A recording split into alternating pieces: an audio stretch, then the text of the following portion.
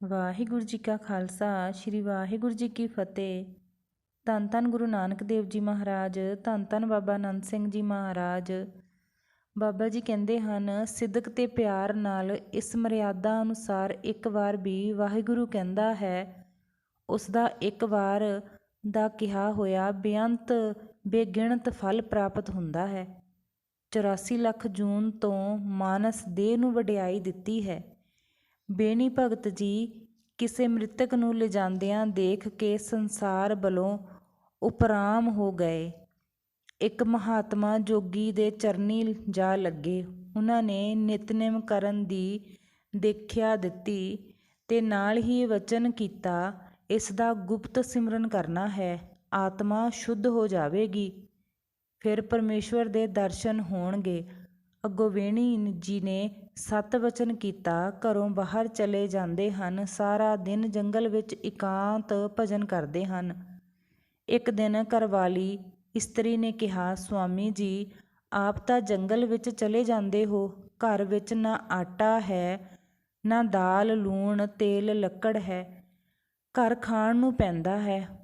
ਭੁੱਖ ਦੇ ਦੁੱਖ ਨਾਲ ਮੈਂ ਕਿਤੇ ਨਾ ਕੋ ਮਰ ਹੀ ਨਾ ਜਾਵਾਂ। ਅੱਗੋਂ ਭਗਤ ਜੀ ਨੇ ਝੂਠ ਬੋਲਿਆ, ਕਿਉਂਕਿ ਗੁਰੂ ਨੇ ਕਿਹਾ ਸੀ ਕਿ ਦੱਸਣਾ ਕਿਸੇ ਨੂੰ ਨਹੀਂ ਹੈ। ਇਸ ਕਾਰਨ ਭਗਤ ਜੀ ਨੇ ਕਿਹਾ, ਮੈਂ ਰਾਜ ਦਰਬਾਰ ਵਿੱਚ ਜਾਂਦਾ ਹਾਂ, ਉੱਥੇ ਕਥਾ ਕਰਦਾ ਹਾਂ। ਰਾਜੇ ਨਾਲ ਬਚਨ ਹੋਇਆ ਹੈ ਕਿ ਜਦੋਂ ਕਥਾ ਪੂਰੀ ਹੋਵੇਗੀ ਮੈਂ ਆਪੇ ਤੈਨੂੰ ਦੇਵਾਂਗਾ ਸਾਰਾ ਕੁਝ। ਇਉਂ ਘਰਵਾਲੀ ਨੂੰ ਟਾਲ ਕੇ ਚਲੇ ਗਏ। ਕੁਝ ਦਿਨ ਬੀਤ ਗਏ। ਇੱਕ ਦਿਨ ਤੰਗ ਹੋ ਕੇ ਇਸਤਰੀ ਨੇ ਕਹਿ ਦਿੱਤਾ, ਜੋ ਰਾਜਾ ਖਾਣ ਨੂੰ ਵੀ ਨਹੀਂ ਦਿੰਦਾ, ਉਸ ਦੇ ਦਰ 'ਤੇ ਕਥਾ ਬਾਚਣ ਦੀ ਕੀ ਲੋੜ ਹੈ। ਇਸ ਤੋਂ ਇਲਾਵਾ ਹੋਰ ਵੀ ਕੌੜੇ ਬਚਨ ਬੋਲੇ। ਅੱਜ ਭਗਤ ਜੀ ਕਹਿਣ ਲੱਗੇ, ਭਲੀਏ ਲੋਕੇ, ਜੋ ਮੰਗੇ ਸੋ ਭੂਖਾ ਰਹੇ, ਜਦੋਂ ਦੇਵੇਗਾ ਆਪੇ ਹੀ ਦੇਵੇਗਾ। ਮੰਗਣ ਵਾਲਾ ਹਮੇਸ਼ਾ ਭੁੱਖਾ ਹੀ ਰਹਿੰਦਾ ਹੈ, ਮੰਗਤਾ ਹੀ ਬਣਿਆ ਰਹਿੰਦਾ ਹੈ। ਮੰਗਣ ਵਾਲਾ ਘਾਟੇ ਵਿੱਚ ਰਹਿੰਦਾ ਹੈ। ਇੱਥੇ ਮੰਗਣਾ ਧਰਮ ਨਹੀਂ, ਜੋ ਮੰਗਦਾ ਹੈ ਉਹ ਨੌਕਰੀ ਨਹੀਂ ਕਰ ਸਕਦਾ। ਇਸ ਵਾਸਤੇ ਮੈਂ ਮੰਗਣਾ ਕੁਝ ਨਹੀਂ ਹੈ। ਦਿਆਲ ਤਾਂ ਹੋਵੇਗਾ, ਉਹ ਆਪੇ ਹੀ ਦੇ ਦੇਵੇਗਾ। ਫਿਰ ਪਿਆਰ ਨਾਲ ਸਮਝਾਇਆ, ਜਿਵੇਂ ਕਿਵੇਂ ਹੁੰਦਾ ਹੈ ਗੁਜ਼ਾਰਾ ਕਰ ਲੈ, ਆਖਰ ਇੱਕ ਦਿਨ ਦੇਵੇਗਾ ਹੀ ਸਹੀ। ਹੁਣ ਭਗਤ ਜੀ ਜੰਗਲ ਵਿੱਚ ਚਲੇ ਗਏ ਤੇ ਮਨ ਵਿੱਚ ਵਿਚਾਰ ਕੀਤਾ ਕਿ ਅੱਜ ਘਰ ਜਾਣਾ ਹੀ ਨਹੀਂ ਹੈ। ਜਦੋਂ ਜਾਈਦਾ ਹੈ ਘਰਵਾਲੀ ਤੰਗ ਹੀ ਕਰਦੀ ਹੈ। ਹੁਣ ਭਗਵਾਨ ਨੂੰ ਫਿਕਰ ਹੋ ਗਿਆ, ਬੇਣੀ ਨੇ ਤਾਂ ਐਸੀ ਚੁੱਪੀ ਸਾਧੀ ਹੈ, ਕੁਝ ਮੰਗਦਾ ਹੀ ਨਹੀਂ ਹੈ। ਘਰ ਵਿੱਚ ਖਾਣ ਪੀਣ ਨੂੰ ਕੋਈ ਚੀਜ਼ ਨਹੀਂ ਹੈ।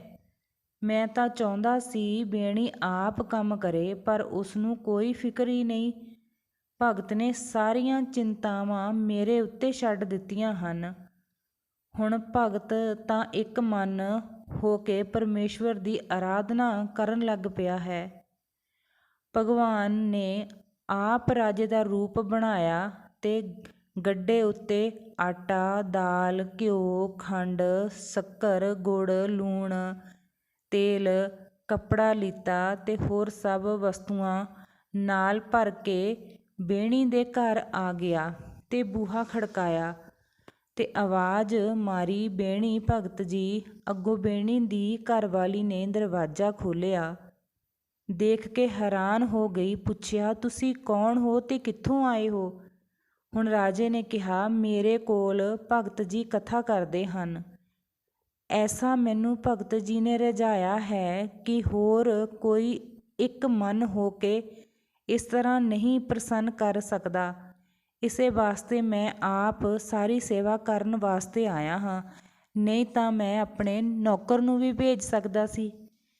ਭਗਵਾਨ ਨੇ ਕਿਹਾ, ਹੁਣ ਦੱਸ ਇਸ ਰਾਸ਼ਨ ਕਿੱਥੇ ਰੱਖਾਂ? ਰਾਜੇ ਦੀਆਂ ਗੱਲਾਂ ਸੁਣ ਕੇ ਤੇ ਗੱਡਿਆਂ ਵੱਲ ਤੱਕ ਕੇ ਸਾਰਾ ਸਮਾਨ ਦੇਖ ਕੇ ਸੋਚੀ ਪੈ ਗਈ।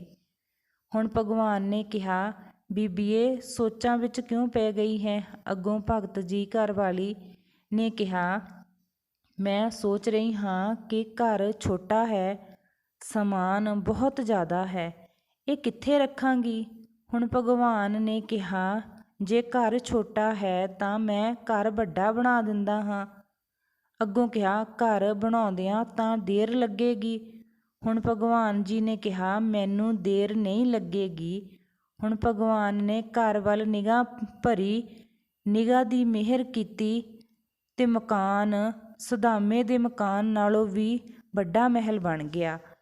ਹੁਣ ਨੌਕਰ ਨੂੰ ਹੁਕਮ ਦਿੱਤਾ, ਸਮਾਨ ਅੰਦਰ ਰੱਖ ਦਿਓ। ਸਮਾਨ ਅੰਦਰ ਰੱਖਿਆ ਗਿਆ। ਹੁਣ ਭਗਵਾਨ ਕਹਿਣ ਲੱਗੇ, ਬੀਬੀਏ ਸਮਾਨ ਸੰਭਾਲ ਲੈ, ਮੈਂ ਚੱਲਿਆ ਹਾਂ। ਹੁਣ ਹੱਥ ਜੋੜ ਬੇਨਤੀ ਕੀਤੀ, ਜੀ ਭਗਤ ਜੀ ਰਾਜ ਦਰਬਾਰ ਵਿੱਚ ਹੋਣਗੇ, ਉਹਨਾਂ ਨੂੰ ਭੇਜ ਦੇਣਾ, ਉਹ ਆਪ ਆ ਕੇ ਚੰਗੀ ਤਰ੍ਹਾਂ ਸਮਾਨ ਸੰਭਾਲ ਲੈਣਗੇ। ਭਗਵਾਨ ਘਰੋਂ ਹੋ ਕੇ ਜਿੱਥੇ ਭਗਤ ਜੀ ਬੈਠੇ ਸਨ ਆ ਕੇ ਬਿਰਖ ਦੀ ਛਾਂ ਹੇਠਾਂ ਸਮਾਧੀ ਲਾ ਕੇ ਪਰਮੇਸ਼ਵਰ ਨੂੰ ਅੰਦਰ ਵਸਾ ਕੇ ਚਰਨਾਂ ਦਾ ਰਸ ਲੈ ਰਹੇ ਸਨ। ਭਗਤ ਜੀ ਵੱਲ ਪਿਆਰ ਭਰੀ ਨਿਗਾਹ ਨਾਲ ਦੇਖਿਆ। ਅੱਖਾਂ ਮਿਟੀ ਬੈਠੇ ਬੇਣੀ ਨੂੰ ਦੇਖ ਕੇ ਭਗਵਾਨ ਬੜੇ ਪ੍ਰਸੰਨ ਹੋਏ ਤੇ ਭਗਵਾਨ ਨੇ ਕਿਹਾ, ਬੇਣੀ ਜੀ। ਆਵਾਜ਼ ਸੁਣ ਕੇ ਭਗਤ ਜੀ ਨੇ ਅੱਖ ਖੋਲ੍ਹੀ। ਕੀ ਦੇਖਿਆ, ਜਿਸ ਮੂਰਤ ਨੂੰ ਮੈਂ ਹਿਰਦੇ ਵਿੱਚ ਵਸਾ ਕੇ ਚਰਨਾਂ ਦਾ ਰਸ ਲੈ ਰਿਹਾ ਹਾਂ, ਉਹ ਮੂਰਤ ਤੋਂ ਸੂਰਤ ਬਣ ਕੇ ਮੇਰੇ ਅੱਗੇ ਖੜੇ ਹੈ। ਬੇਣੀ ਨੇ ਚਰਨ ਫੜ ਲਏ ਤੇ ਮੱਥਾ ਟੇਕਿਆ। ਭਗਵਾਨ ਨੇ ਆਪਣੇ ਹੱਥਾਂ ਨਾਲ ਚੱਕ ਕੇ ਆਪਣੇ ਗਲ ਨਾਲ ਲਾ ਲਿਆ ਤੇ ਅੰਦਰ ਪ੍ਰਕਾਸ਼ ਹੀ ਪ੍ਰਕਾਸ਼ ਹੋ ਗਿਆ। ਇਹ ਅਵਸਥਾ ਬੇਣੀ ਦੀ ਕਿਸ ਵੇਲੇ ਹੋਈ, ਜਦੋਂ ਮੁਰਸ਼ਦ ਦੇ ਹੁਕਮ ਨਾਲ ਸਿਮਰਨ ਕੀਤਾ, ਨਾਮ ਜਪਿਆ, ਭਜਨ ਕੀਤਾ, ਭਾਣੇ ਵਿੱਚ ਰਹੇ, ਪ੍ਰੇਮਾ ਭਗਤੀ ਨਾਲ ਭਗਵਾਨ ਨੂੰ ਖੁਸ਼ ਕਰ ਦਿੱਤਾ। ਹੁਣ ਬੇਣੀ ਜੀ ਨੂੰ ਪ੍ਰਤੱਖ ਦਰਸ਼ਨ ਹੋਏ ਤੇ ਕਿਹਾ, ਭਗਤ ਜੀ ਤੁਸੀਂ ਘਰ ਜਾਓ। ਅੱਗੋਂ ਭਗਤ ਜੀ ਕਹਿਣ ਲੱਗੇ, ਮਹਾਰਾਜ ਮੈਂ ਤਾਂ ਅੱਜ ਘਰ ਜਾਣਾ ਹੀ ਨਹੀਂ ਸੀ, ਕਿਉਂਕਿ ਘਰਵਾਲੀ ਤੰਗ ਕਰਦੀ ਹੈ। ਆਹ ਚੀਜ਼ ਮੁੱਕੀ ਪਈ ਹੈ, ਆਹ ਚੀਜ਼ ਲਿਆਉਣ ਵਾਲੀ ਹੈ। ਅੱਗੋਂ ਭਗਵਾਨ ਕਹਿਣ ਲੱਗੇ, ਬੇਣੀ ਜੀ ਹੁਣ ਘਰ ਜਾਓ, ਤੁਹਾਨੂੰ ਕੋਈ ਨਹੀਂ ਉਲਾਂਭਾ ਹੋਵੇਗਾ, ਮੈਂ ਸਭ ਕੁਛ ਘਰ ਦੇ ਕੇ ਆਇਆ ਹਾਂ।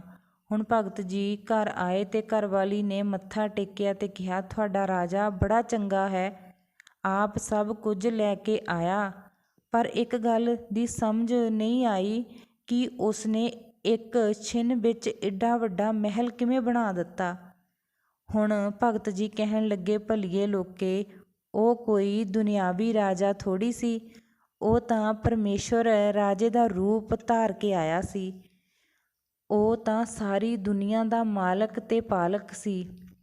ਹੁਣ ਭਗਤ ਜੀ ਦੀ ਘਰਵਾਲੀ ਬੜੀ ਅਚਰਜ ਹੋਈ ਤੇ ਕਿਹਾ, ਮੈਂ ਤਾਂ ਉਹਨਾਂ ਨੂੰ ਦੁਨਿਆਵੀ ਰਾਜਾ ਹੀ ਸਮਝ ਰਹੀ ਸੀ, ਉਹ ਤਾਂ ਭਗਵਾਨ ਆਪ ਆਏ ਸੀ ਮੇਰੇ ਦੁੱਖ ਦੂਰ ਕਰਨ।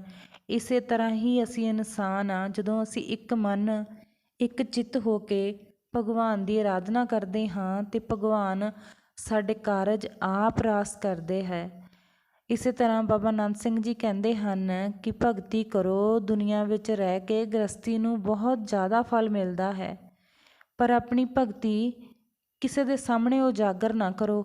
ਜਿਸ ਤਰ੍ਹਾਂ ਮਾਂ ਬੱਚੇ ਨੂੰ ਦੁੱਧ ਪਿਲਾਉਂਦੀ, ਕੱਪੜਾ ਦੇ ਕੇ ਢੱਕ ਕੇ ਪਿਲਾਉਂਦੀ ਹੈ, ਇਸੇ ਤਰ੍ਹਾਂ ਹੀ ਆਪਣੀ ਭਗਤੀ ਨੂੰ ਅੰਦਰ ਸਮੋ ਕੇ ਕਰੋ ਕਿ ਉਸ ਨੂੰ ਕੰਨੋਂ ਕੰਨ ਵੀ ਕਿਸੇ ਨੂੰ ਪਤਾ ਨਾ ਲੱਗੇ ਕਿ ਇਹਦਾ ਅੰਦਰ ਇੰਨਾ ਪ੍ਰਭੂ ਨਾਲ ਮਿਲਾਪ ਹੋ ਗਿਆ ਹੈ। ਇਸੇ ਤਰ੍ਹਾਂ ਹੀ ਸਾਨੂੰ ਦਿਨ ਰਾਤ ਸਵਾਸ ਸਵਾਸ ਮਹਾਰਾਜ ਦੇ ਲੇਖੇ ਲਾਉਣਾ ਚਾਹੀਦਾ ਹੈ। ਵਾਹਿਗੁਰੂ ਜੀ ਕਾ ਖਾਲਸਾ, ਸ਼੍ਰੀ ਵਾਹਿਗੁਰੂ ਜੀ ਕੀ ਫਤਿਹ।